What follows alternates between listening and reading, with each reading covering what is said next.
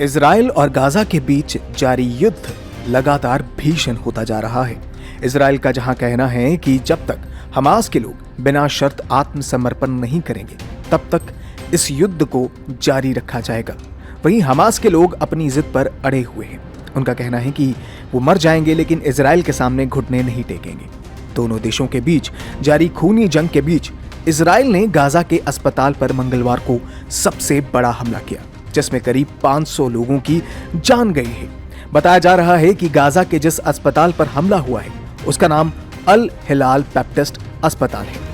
हमले को लेकर मंगलवार को गाजा स्वास्थ्य मंत्रालय की तरफ से जानकारी दी गई। बयान में कहा गया है कि जिस अस्पताल पर यह हमला हुआ है वहां पर सैकड़ों बीमार और घायल लोग थे और अन्य लोग भी थे जो युद्ध की शुरुआत के बाद विस्थापित हो गए थे। इजराइल के हमले में इस अस्पताल में भर्ती 500 लोगों की जान गई है। वहीं मामले में जो जख्मी हुए हैं उसमें कुछ की हालत बहुत गंभीर है। इस पर इजराइल का दावा कुछ अलग है। इजराइल डिफेंस फोर्सेस के प्रवक्ता रियर एडमिरल डेनियल हगारी ने दावा किया है कि इजरायली सेना ने गाजा पट्टी में अल अहली बैप्टिस्ट अस्पताल पर हमला नहीं किया था और अस्पताल पर गिरने वाला रॉकेट इस्लामिक जिहाद आतंकवादी संगठन का था, जो उनके द्वारा लॉन्चिंग के दौरान मिसफायर हो गया था।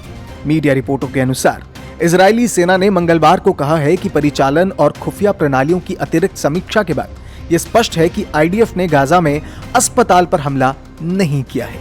आईडीएफ द्वारा जारी एक छोटी सी वीडियो में हगारी ने कहा है कि मैं पुष्टि कर सकता हूं कि आईडीएफ ऑपरेशनल सिस्टम के विश्लेषण के संकेत मिलते हैं कि गाजा स्थित आतंकवादियों द्वारा रॉकेटों की बौछार की गई थी, जो गाजा में अल अहली अस्पताल के करीब से गुजर रही थी।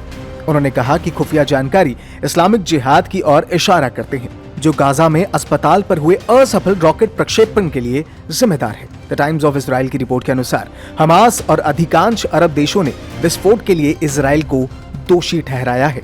अरब देशों के अलावा पूरी दुनिया इस हमले की मजम्मत कर रही है। इसी बीच रूस और यूएई ने एक आपातकालीन बैठक बुलाने का फैसला किया है।